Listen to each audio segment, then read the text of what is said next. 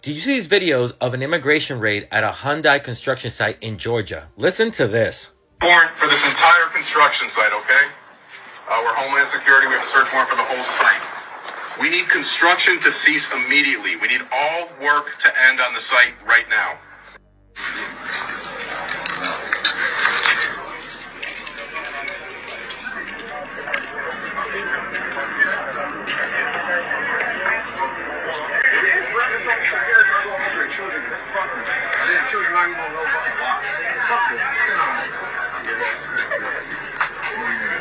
This happened at the construction site for the Hyundai and LG Energy Solutions new battery plant in Georgia, where agents from FBI, DEA, ICE, HSI, Georgia State Patrol, and others detained 450 people, including more than 300 Korean nationals. According to reports, agents went into the facility and asked everyone if they were U.S. citizens. Then they put U.S. citizens on one side and everyone else put on the other side and harassed and forced to show their immigration paperwork.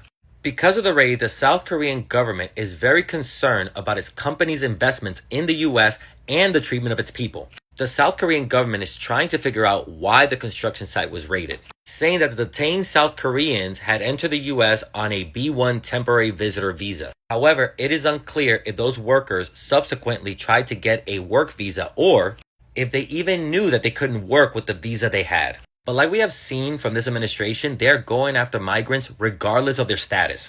Hyundai did say that they're working with the U.S. government in the investigation, but if this is how the U.S. is going to treat workers, maybe more companies and potential employees should reconsider coming to the U.S. Look, I'm not trying to defend corporations that are probably taking advantage of their workers and their status. I'm concerned about the people. A lot of people were detained, which means kids probably went home with either one or both of their parents missing.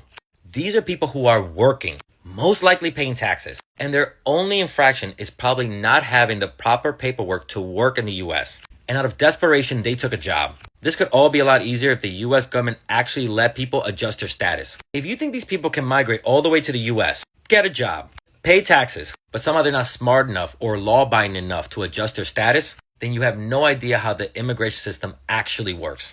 This government makes it intentionally difficult for people to adjust their immigration status. Or in the case of the Trump administration, revoking people's status to make them undocumented. So undocumented people can be exploited, used as pawns in these political games, and at the end are the ones that are blamed for everything while the bosses and corporations get off free.